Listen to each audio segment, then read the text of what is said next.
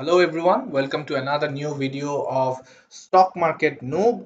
আমরা আজকে আসলেই দুর্দান্ত গতির একটা স্টক মার্কেট দেখতে পেয়েছি। আমরা টাইটেলে যেটা লিখছি মোটেও ভুল নয়। অ্যান্ড আমাদের যে একটা ডিসকাশন ছিল যে আমরা ছোটখাটো কারেকশন দেখতে পাচ্ছি, কারেকশন এই টাইমে দেখাই যায়, সেই কারেকশন কিন্তু আমাদের বাই প্রেশারের মাঝখানে ঢাকা পড়ে গিয়েছে। আমরা যেই একটা সেল প্রেশার লাস্ট 2 দিন বাজারের মধ্যে আফটার 12 PM দেখতে পাচ্ছিলাম, সেটা কিন্তু কাটিয়ে উঠেছিল অ্যাকচুয়ালি সেল প্রেসারের এগেনস্টে যে বাই প্রেসার ছিল, সেই কারণে অনেকটুকুই নিউট্রালাইজ হয়ে যাচ্ছিল। কিন্তু আজকে +54 পয়েন্টসের যে আমরা উত্থান দেখতে পেয়েছি, সেটা আসলেই মানে অনেক ভালো একটা গুড নিউজ নিয়ে এসেছে বাজারের জন্য।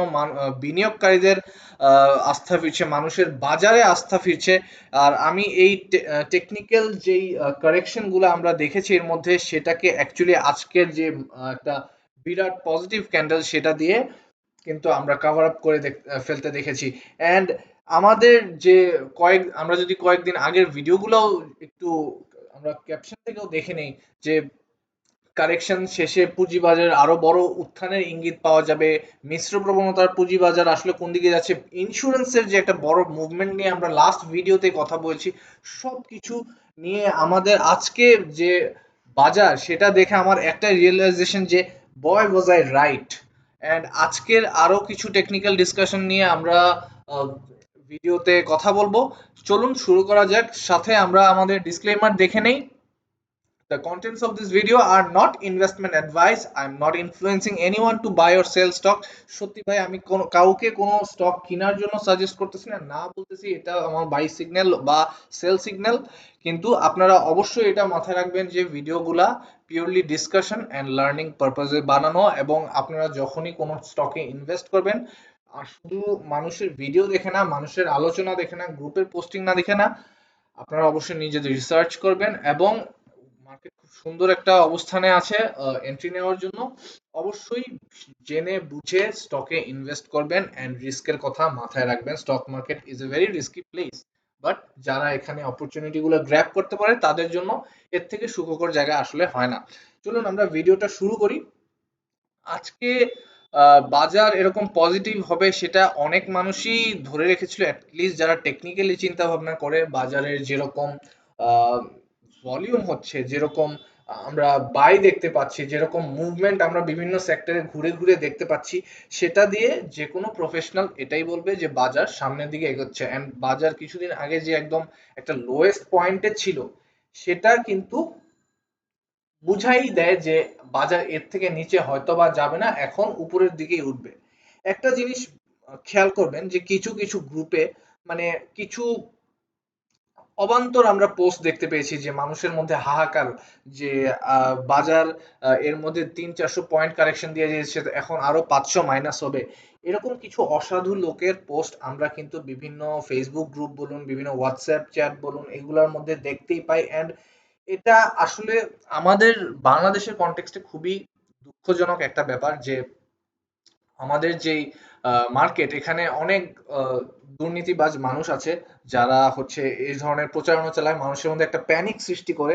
অ্যান্ড এই যে একটা আপওয়ার্ড মোমেন্টামে মানুষ নিজেদের টাকা, কষ্টের ইনকাম করা টাকাগুলা ইনভেস্ট করতেছে, সেই টাকাগুলাকে এরকম একটা প্যানিক সিচুয়েশন ক্রিয়েট করে দিয়ে, যখন ওরা বাই করার পর সেলে, খুব অল্পতে সেলে চলে যায় বা স্টপ লস করার জন্য সেলে চলে যায়, তখন এই অসাধু মানুষগুলা অল্প দামে জিনিসগুলাকে কিনে আবারও বাজারে রিএন্ট্রি নেয় অ্যান্ড বাজারকে কৃত্রিমভাবে ফল করানোর চেষ্টা করে।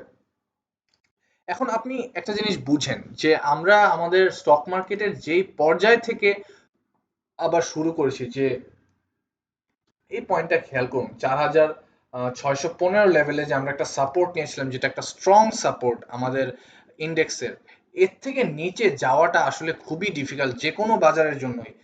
বাজার যেভাবে এইখান থেকে এই টপ পর্যন্ত 7,300 ঘর থেকে ব্যাক করে ফল করতে করতে 4,900 এই ঘর পর্যন্ত এসেছিল। সরি, 4,897, 4,615 যে ঘরে এসেছিল, এখান থেকে বাজার ব্যাক করেছে। এন্ড আমার কথা হচ্ছে, মার্কেট কিন্তু কারেকশন শেষ করছে বেশ অনেক টাইম হয়ে গেছে, বলা যায় কবে শেষ করছে এটা, 28 মে মাসের শেষের দিকে শেষ করেছে তার কারেকশন।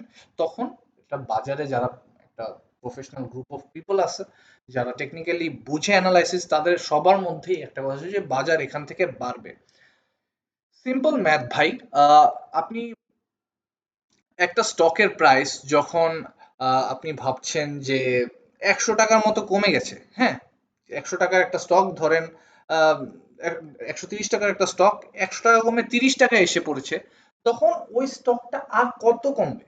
এটা তো একটা টাইমে বাড়বেই। স্টক মার্কেট এভাবে কাজ করে, একটা লো পয়েন্টে আসবে এন্ড ওইখান থেকে উঠবেই। ঠিক আছে, আমাদের স্টক মার্কেটে অনেক বেশি ম্যানিপুলেশন হয়, অনেক বেশি গ্যাম্বলার পার্টির এন্ট্রি এন্ড আউট্রির কারণে হচ্ছে অনেক বেশি আমরা মুভমেন্ট দেখতে পাই, যেটা মানুষের অনেক দিনে সেভ করা ইনকামও নাই করে ফেলতে পারে। বাট স্টক মার্কেটের নীতি এটাই যে পড়লে এটা উঠবেই। এখন কথা হচ্ছে, একটা স্টক যখন আপনার 100 টাকার স্টক 15 টাকা এসে পড়তেছে, সেটা আর কতই কমবে? এন্ড আপনার কেন মনে হয় যে 15 টাকার একটা স্টক, 100 টাকার একটা স্টক 15 টাকায় এসে শুধুমাত্র 5 টাকা বা 10 টাকায় বাড়বে, এরপরে আবার পড়ে যাবে?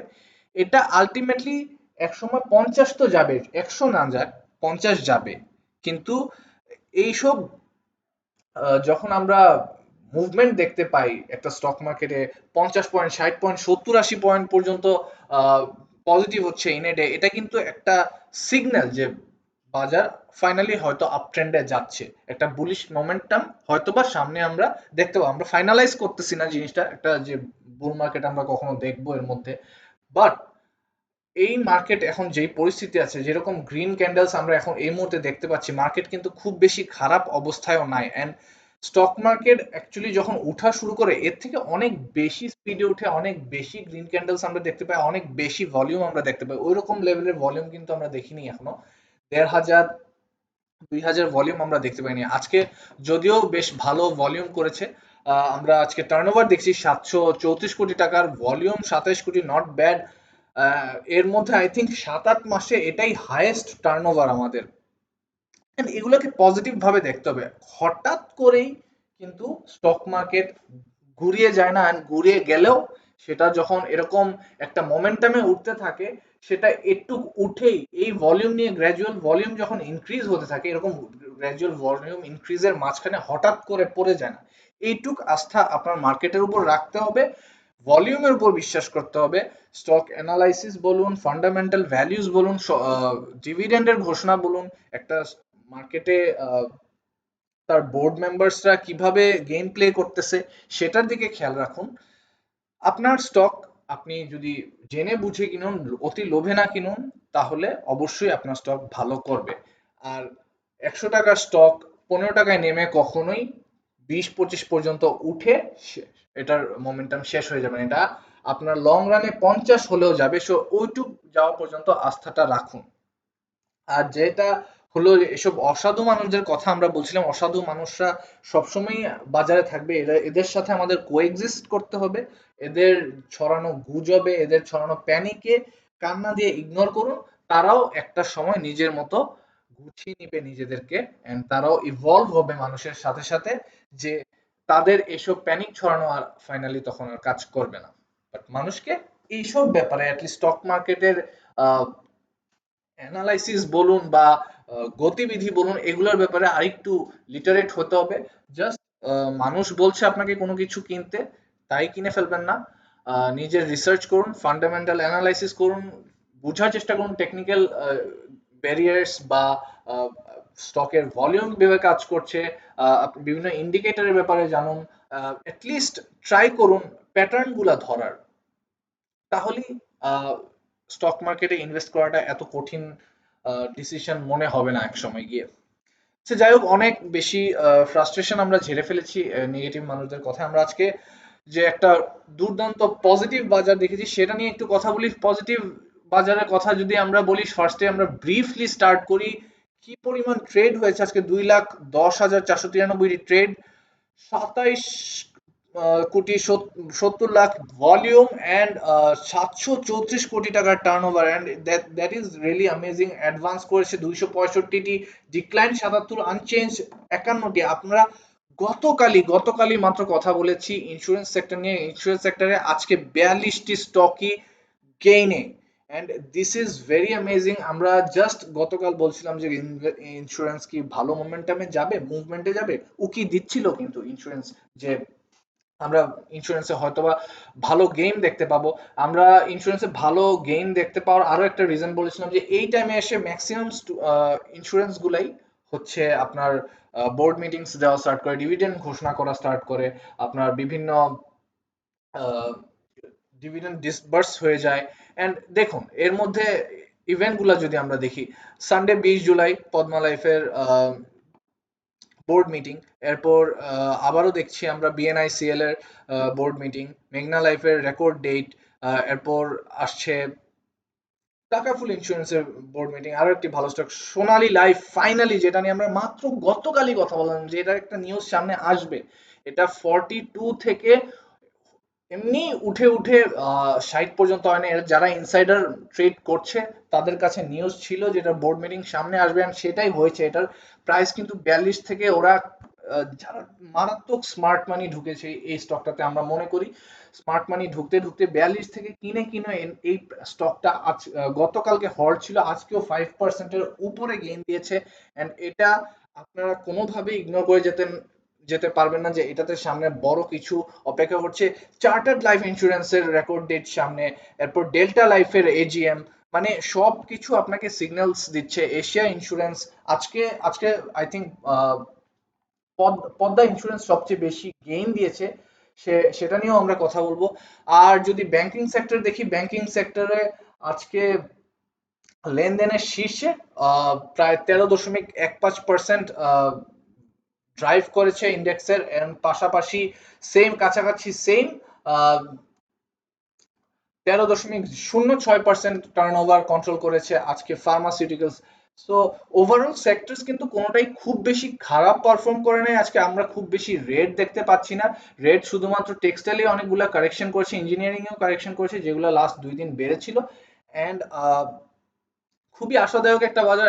ইন্স্যুরেন্সের 42টাই আপ হওয়ার একটাই রিজন হচ্ছে যে আমরা গতকাল কি মাত্র বলছিলাম ইন্স্যুরেন্স যখন অ্যাকচুয়ালি বাড়ে সবগুলো একসাথে বাড়ে, আর মুভমেন্টে যায়। ইন্স্যুরেন্স বাড়লে এর পাশাপাশি লাইফ ইন্স্যুরেন্সও এটার ইফেক্ট দেখা যায়। আমরা লাইফ ইন্স্যুরেন্সও অনেক বেশি গ্রিন দেখতে পেয়েছি, লাইফ ইন্স্যুরেন্সে অনেক বেশি গেইনও আমরা দেখতে পেয়েছি। আমরা সেগুলো নিয়ে কথা বলবো। চলুন আমরা ইন্ডেক্সের দিকে চলে যাই। ইন্ডেক্স আজকে একটা খুবই সুন্দর ক্যান্ডেল দিয়েছে, এন্ড এর যে স্টিকি পার্টটা খুব বেশি লম্বা না। So, আমরা দেখতে পাচ্ছি যে বাজার অ্যাকচুয়ালি শুরু থেকেই আজকে সকাল আমরা যদি আওয়ারলি চার্টে দেখি,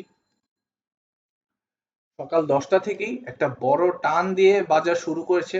বড় 11টা বাজার আগে 5088-তে, এন্ড যেভাবে ভলিউম হওয়া শুরু করে 12টা থেকে, তখন আমরা নিশ্চিত হয়ে যাই যে আজকে 5100 ক্রস করবে। এন্ড আমরা মাত্র কয়েকদিন ধরেই কথা বলছি এটা নিয়ে যে বাজার খুব সুন আমরা 5100 জোন ক্রস করে 5100 থেকে 200-তে যেই রেজিস্ট্যান্স জোন আছে সেটাতে পৌঁছাবো। এন্ড ফাইনালি আমরা সেখানে আজকে পৌঁছে গেছি। বাজার আজকে আমাদের যে ইনিশিয়ালি কথা বলা হয়েছিল যে 5115 লেভেলে একটা রেজিস্ট্যান্স কাজ করবে, সেটাও আমরা আজকে দেখতে পেয়েছি।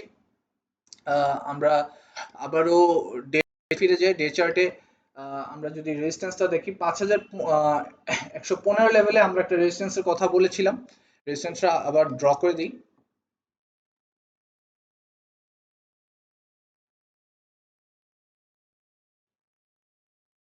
এখানে আমাদের একটা রেজিস্ট্যান্স আছে। আগেও দেখবেন যে স্টক মার্কেট এখান থেকে অনেকবার ঘুরে ঘুরে গিয়েছে, এন্ড এই জোনটা পার হয়ে যাবে। আমরা মনে করি না যে এরকম গ্র্যাজুয়াল ভলিউম আমরা দেখতে পাচ্ছি 5100 পেরিয়ে 5200 খুব সুন আমরা দেখতে পাবো। এন্ড তারই সাথে আমরা আরো একটি চ্যানেলের দেখা পাচ্ছি রিসেন্টলি। চ্যানেলটা আমরা আজকে ড্র করে ফেলি, এই আগের চ্যানেলটা আমরা বাদ করে দিচ্ছি সো দ্যাট কোনো কনফিউশন না থাকে। আমরা আজকে আওয়ারলি চার্ট ধরে একটা চ্যানেল ড্র করব, যেটা আমরা হয়তোবা সামনে এটা রেফারেন্স হিসেবে ইউজ করব। আমরা যদি একটা চ্যানেল নিই এখান থেকে, চ্যানেল চার্ট, আচ্ছা এটা ফিবোনাচি চ্যানেল, প্যারালাল চ্যানেল রাখবো আমরা এখান থেকে।